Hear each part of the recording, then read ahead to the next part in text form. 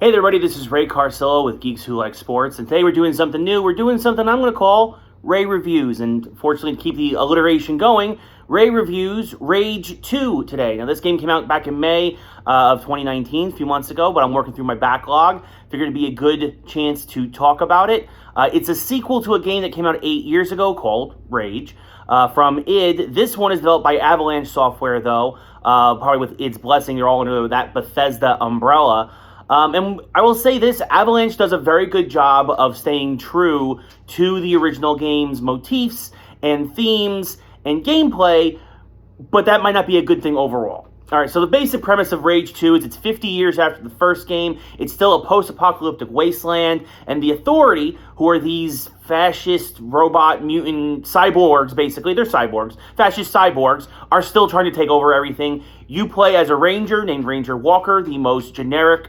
post-apocalyptic name ever, and you have to try to, obviously, keep everybody who's still alive safe.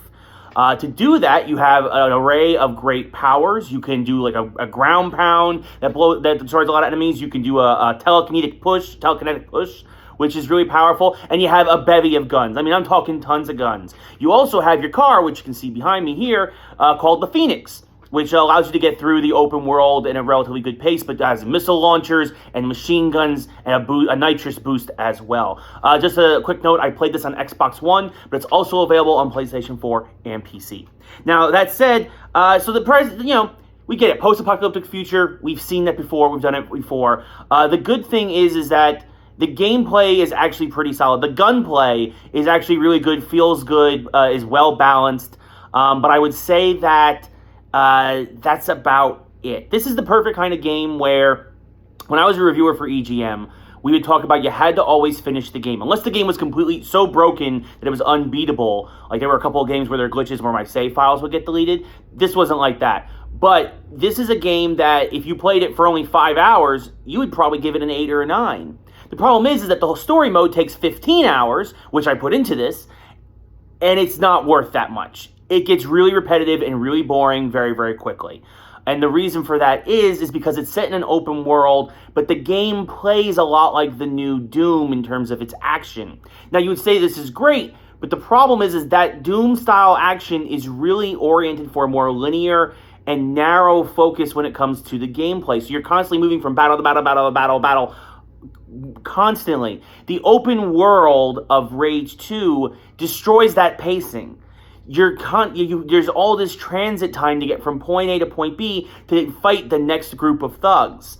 So because of that, it really slows the game down. I think that if this game was a 7-hour game, it was a smaller world, and you weren't traveling from place to place as much, this actually would have been a lot better and a lot more fun. But because you're spending so much time in this wasteland, which is really it's just desert. It's desert for miles. I mean, you can see, like, it's just. Whereas I'm going to actually use my Xbox controller so you can actually see. I'm actually playing this while, like, it's beautiful wasteland as I drive off a cliff, but it's just wasteland everywhere, and you have to drive through this. So that's not that's definitely a huge detraction. Also, the story itself just isn't that good. The story is really boring. The characters are really boring. The voice acting is terrible. I mean, I honestly was, the most interesting character is your car, the Phoenix. The Phoenix actually has its own voice, and I liked its one-liners better than anybody else said in this game. The sad thing is also it has RPG elements, and because of those RPG elements, you want certain things to pay off. And when you get sent on side quests and there's no payoff, well, what's the point? So that was very disappointing, very sad. Also, I'm glad I finished this game because there's a lot of late game bugs. We're talking crashes, we're talking sound issues, we're talking like enemies, waypoints not appearing where they're supposed to and having to restart from your last checkpoint. Nothing game breaking, but enough that you're going to have to restart or reload, and enough to definitely be an inconvenience when you get into probably, I would say, the last 20% of this game.